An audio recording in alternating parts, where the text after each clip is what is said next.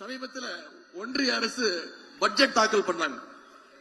அந்த பட்ஜெட்ல பாத்தீங்கன்னா தமிழ்நாட்டுக்கு எந்த திட்டத்தையும் ஒதுக்கல. ஆனா அவங்க பட்ஜெட்டை முழுசா படிச்சு முடிக்கிறதுக்கு முன்னாடியே தமிழ்நாட்டில இருந்து ஒரு பாராட்டு குரல். யாரு? எதிர்கட்சி தலைவர் திரு எடப்பாடி பழனிசாமி அவர்கள். அதனாலதான் பட்ஜெட் சூப்பர்னு டயர் புகர் பழனிசாமி இன்னைக்கு ஃபயர் விட்டுக்கிட்டு இருக்காரு. அதனாலதான் அடிக்கடி சொல்லுவேன், அரசியல்ல நாம பல பேர் முரட்டு பக்தர்களை பார்த்திருப்போம், முரட்டு தொண்டர்களை பார்த்திருப்போம். ஆனா இன்னைக்கு ஒரு முரட்டு அடிமையா திரு எடப்பாடி பழனிசாமி அவர்கள் திரு மோடி அவர்களுக்கு மாறி இருக்காரு.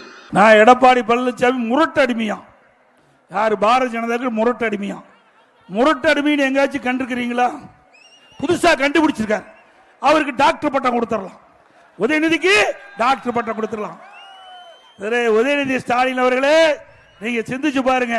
எனக்கு இந்த முரட்டு அடிமைன்னு கொடுத்தா உங்க தாத்தாவுக்கு என்னன்னு கொடுக்கிறது? யாரோட இருக்காரு? வாஜ்பாயோட இருக்காரு. ஆக உதயநிதி ஸ்டாலின் அவர்களே தெரிஞ்சு பேச வேண்டும். கட்டுக்குட்டி நீங்க. ஆகவே நான் முரட்டு அடிமை இல்ல. உங்க தாத்தா அப்படின்னா உங்க தாத்தா முரட்டு அடிமையா? ஏன்னா தாத்தா பேச முடியாது, அதனால என்ன குறிப்பிட்டு தாத்தா பேசியிருக்கார்.